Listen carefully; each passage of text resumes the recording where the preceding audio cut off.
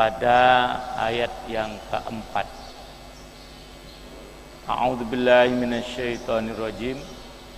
Qad alimna ma tanqusul ardu minhum wa indana kitabun hafiz. Sungguh kami mengetahui apa yang bumi mengurangkan, kalau di terjemah Departemen Agama ini, apa yang ditelan bumi dari tubuh mereka. Sebab pada kami ada kitab catatan yang terpelihara baik. Bayangan kita ya, ditelan bumi. Ditelan itu kan sesuatu yang asalnya di luar, kemudian masuk ke dalamnya. Kalau sudah masuk ya mungkin bahasa kita tidak ditelan ya, gitu.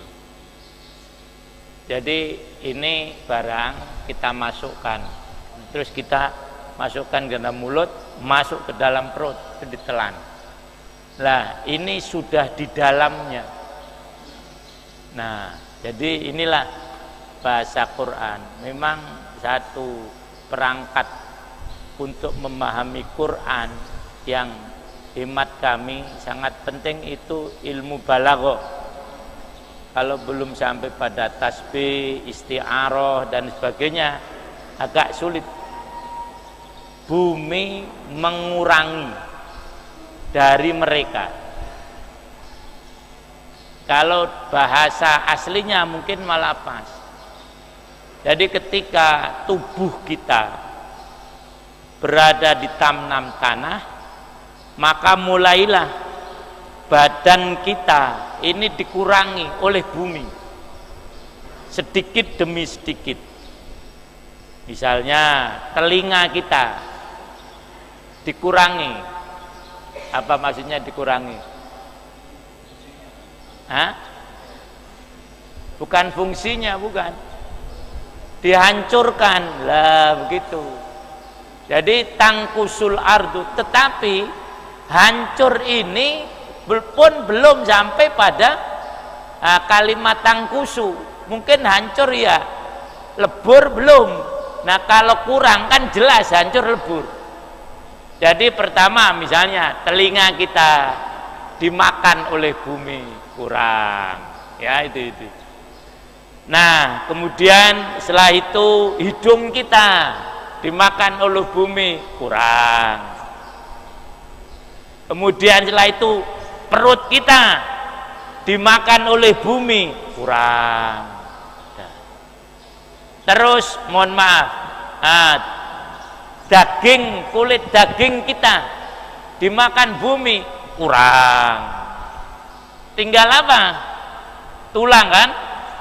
Itu pun juga nanti akan dikurang. Sehingga apa? Habis. Loh, coba bayangkan bahasa ini sangat tingginya. Seandainya toh masih tersisa dalam hadis paling tulang ekor kita, itu yang masih. Itulah bahasa tangkusul ardu minhu. Tetapi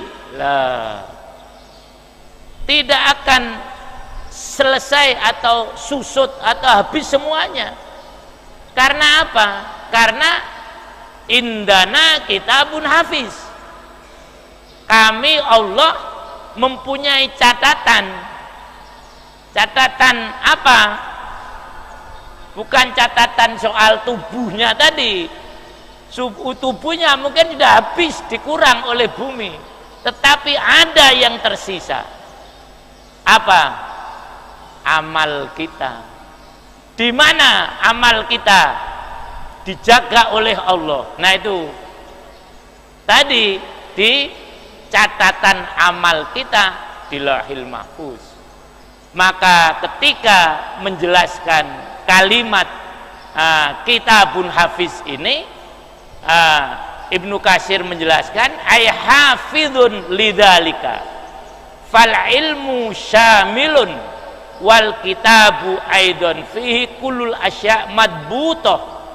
Qala al-Aufi an Ibni Abbas radhiyallahu an fi qawlihi qad alimna ma tanqusu minhum ay ma ta'kulu min luhumihim wa absyarihim wa idhamihim wa ash'arihim. Wa qala wa kadza qala Mujahid wa Qatadah wa Dhahhak wa ghairuhum. Tsumma bayyana, dan seterusnya dan seterusnya. Jadi kitabun hafiz di sini adalah catatan yang mencatat amal kita yang tidak habis. Yang akan habis seperti yang disebutkan oleh Ibnu Abbas adalah mata kulu, apa yang bumi itu makan, min luhumihim, dari daging-daging mereka, wa absyarihim, dan kulit-kulit mereka, wa idhamihim, dan tulang belulang mereka, wa ash'arihim, dan rambut-rambut mereka, habis semuanya. Ada yang tidak habis, yaitu amal kita. Nah, akan terus tercatat. Inilah hidup para ikhwan semua.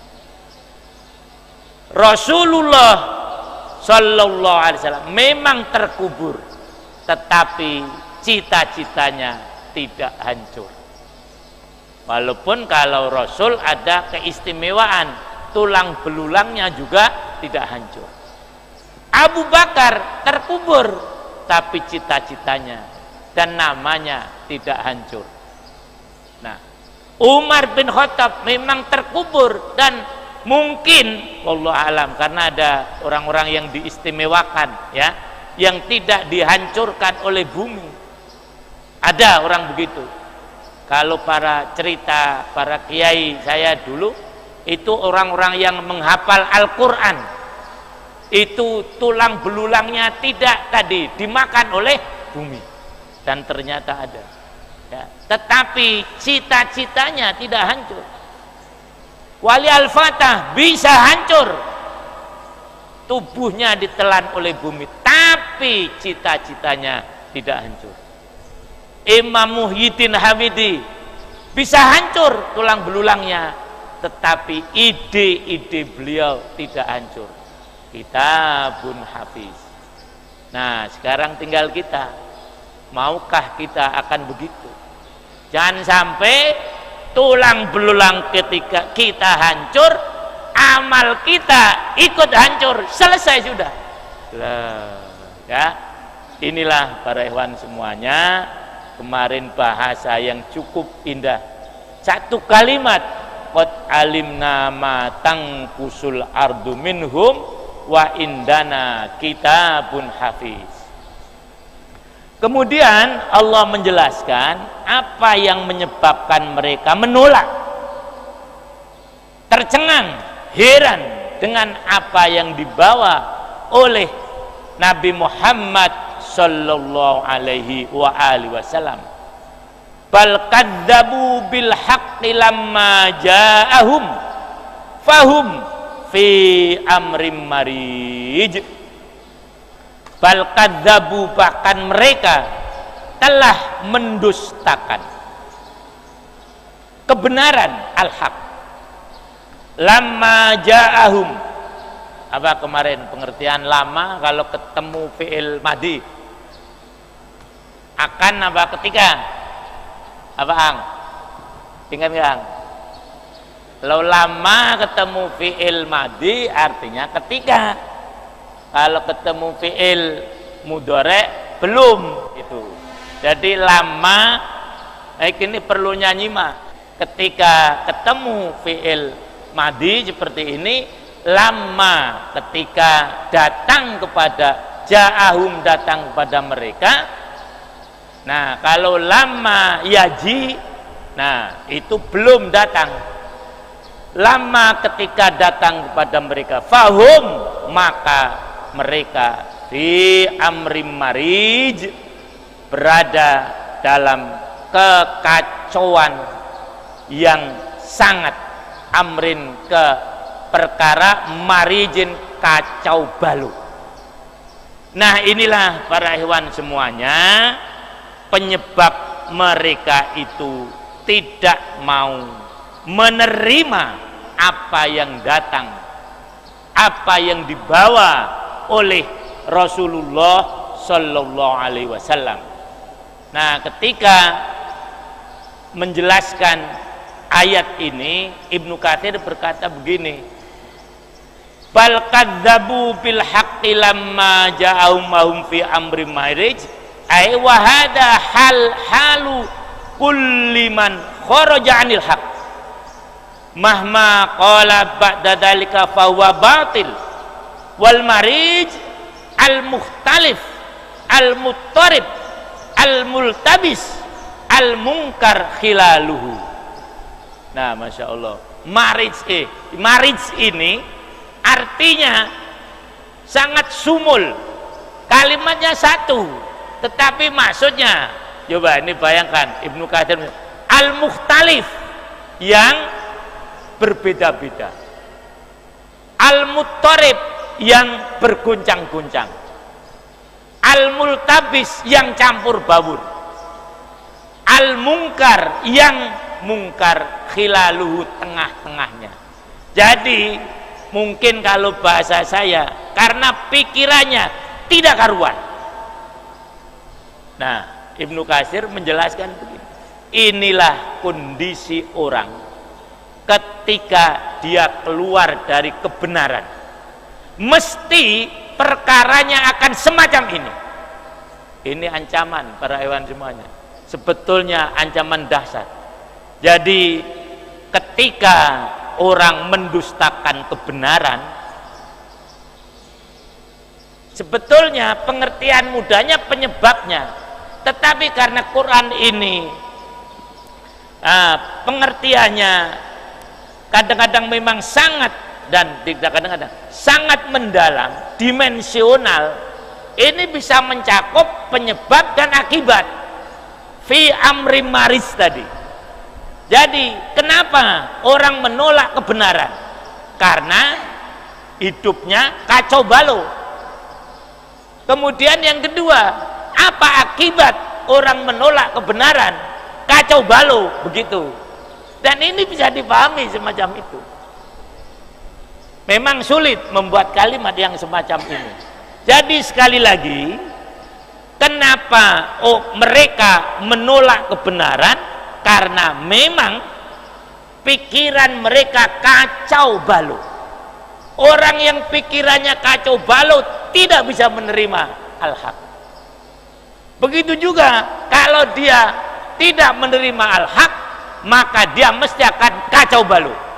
Nah, bagaimana tidak? Mereka mendustakan kebenaran itu sendiri. Nah, kadang-kadang mereka mengatakan beliau tukang sihir. Benar gak? Nggak benar. Dari mana mereka bisa mengatakan beliau tukang sihir? Kan sulit untuk diterima. Sihir apa? Orang tukang sihir kan mesti harus belajar macam-macam.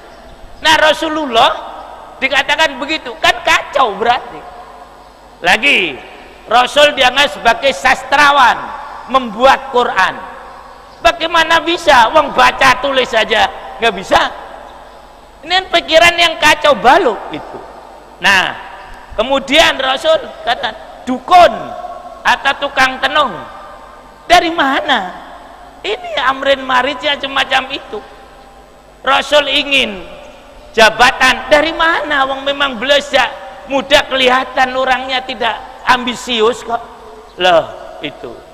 Bahkan ini lebih kacau lagi orang-orang barat sekarang, karena istri Rasul lebih dari satu. Rasul dianggap sebagai hiperseks. Naudzubillah min dzalik. Dari mana buktinya? Dari mana coba?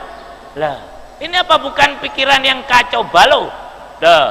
Terus berbagai macam tuduhan Quran yang seperti kemarin yang saya bacakan pendapat Robert Moore itu. Ini adalah tiruan kitab-kitab yang dahulu. Di mana? Jadi itulah para hewan semuanya, kekacau balauan pemikiran mereka, sehingga mereka menolak apa yang datang dari Rasulullah, dan setelah mereka menolak pun mereka akan kacau balau. Nah, Rasulullah Shallallahu Alaihi Wasallam yang sejak kecil, sejak muda mereka tahu pribadinya, mereka tuduh bermacam-macam. Apakah ini bukan mereka yang kacau balau? Inilah para ikhwan semuanya, juga menjadi perenungan kita. Kenapa dunia kacau balau? Ini tadi sebetulnya kadzabu bil haq. Jadi kenapa dunia kacau balau? Karena kadzabu bil haqqi lamma ja'ahu. Tuh, kan enak. Ketika mereka menolak kebenaran yang datang dari mereka. Nah, demikian para ikhwan semuanya, pengertian ayat yang kelima. Nah, terus kita memang dibawa agar kita memahami bagaimana suasana pemikiran orang-orang jahiliyah saat itu, terutama sekali suasana hati mereka yang mereka menolak ajakan Rasulullah SAW. Allah berfirman, afalam yanzuru ila samai fawqahum kaifa banainaha wa zayyannaha wa ma laha min furuj. Ayat ini dekat sekali. Coba kita dekatkan dengan ayat yang ke-5. Yang tadi Allah menggambarkan pikiran mereka yang kacau balau. Nah, bagaimana supaya pikiran mereka tidak kacau balau? Ikuti ini. Yang secara sistematis Allah mengajak kepada kita, Allah mengajak kita agar berpikir secara logis, sistematis. Bagaimana? Afalam yang zuruna, afalam yang zuru, apakah mereka tidak melihat ilas samai, ke langit, fauqahum, yang ada di atas mereka, kaifa, bagaimana, banainaha, kami membangunnya, wazayyannaha, dan kami menghiasinya, wa malaha, dan tidak ada baginya min furuji, dari retak sedikit pun. Nah, berpikir sistematis, logis. Nah, kalau kamu heran, kamu orang Arab jahiliyah, dengan apa yang dibawa oleh Rasulullah Sallallahu Alaihi Wasallam, sekarang coba menengadahlah ke atas, lihatlah langit yang tinggi. Lihat coba, kurang beli, Allah mengajak begitu. Lihat tuh, warnanya yang biru jernih, indah.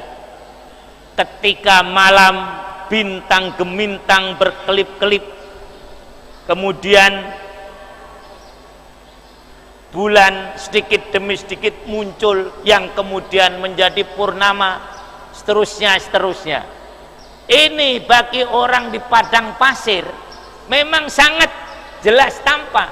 Nah, kita sekarang sudah banyak dihalang-halangi. Seandainya bukan karena gedung, ya kalau belum ada gedung, pohon-pohonan. Sementara di Jazirah Arab jarang sekali pohon, sehingga kalau menengadah ke langit sama seperti nelayan menengadah ke langit. Kemudian lihat bagaimana awan berarak dan seterusnya. Kami bangun langit yang begitu indah, yang begitu luas, nah, kemudian dihiasi dengan berbagai macam bintang, tidak ada yang retak sedikit pun. Siapa yang membuat ini kalau bukan Allah Subhanahu wa ta'ala? Kenapa kamu tidak heran dengan itu? Kurang lebih begitu. Harusnya kalau heran, ini lebih heran lah.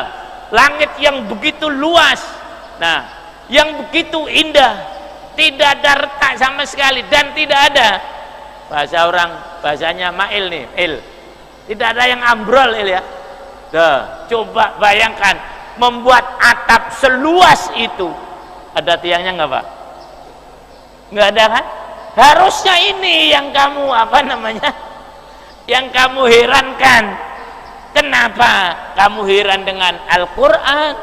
Kamu heran dengan apa yang dibawa oleh Nabi Muhammad Sallallahu Alaihi Wasallam. Nah, itulah para ikhwan semuanya, bagaimana Allah mengajak mereka berpikir secara logis, sistematis, sehingga memang bagi orang-orang yang punya kesadaran tinggi, mereka akan bisa menerima apa yang dibawa oleh Rasulullah SAW dengan cepatnya, dengan segera.